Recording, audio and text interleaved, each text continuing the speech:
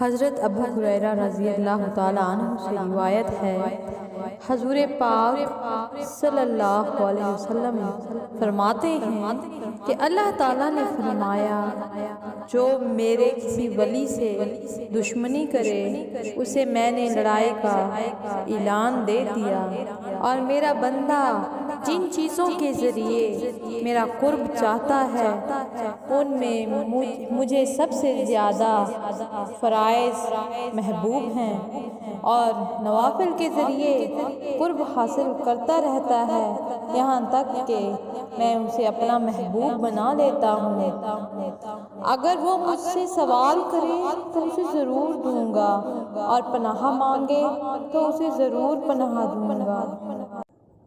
فرض نمازوں کے علاوہ اللہ تعالیٰ کو جو عبادت پسند ہے وہ نوافل کی عبادت نماز تہجد ہے۔ رات میں بعد نماز عشاء جو نوافل پڑھے جائیں ان کو صلاۃ اللیل کہتے ہیں، اور رات کے نوافل دن کے نوافل سے افضل ہیں۔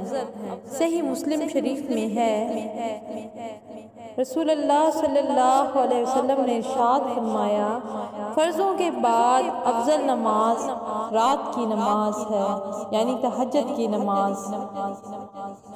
اللہ تبارک و تعالیٰ نے فرمایا، پارہ نمبر 21 سورہ سجدہ آیت نمبر 16 اور 17 میں ارشاد فرماتے ہیں، ان کی کروٹیں جدا ہوتی ہیں خوابگاہوں سے، اور اپنے رب کو پکارتے ہیں ڈرتے اور امید کرتے، اور ہمارے دیے ہوئے سے کچھ خیرات کرتے ہیں، تو کسی جی کو نہیں معلوم جو آنکھ کی ٹھنڈک ان کے لیے چھپا رکھی ہے، صلہ ان کے کاموں کا۔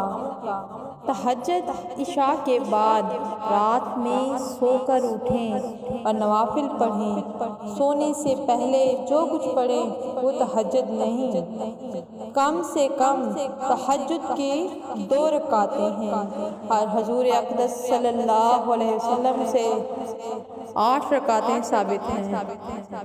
اس میں قرات کا اختیار ہے کہ جو چاہیں پڑھیں، بہتر یہ ہے کہ جتنا قرآن یاد ہے وہ تمام پڑھ لیں، ورنہ یہ بھی ہو سکتا ہے کہ ہر رکعت میں سورہ فاتحہ کے بعد 3 بار سورہ اخلاص پڑھ لیں۔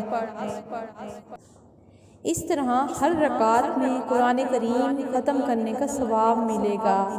ایسا کرنا بہتر ہے۔ بہرحال سورہ فاتحہ کے بعد کوئی سی بھی سورت پڑھ سکتے ہیں۔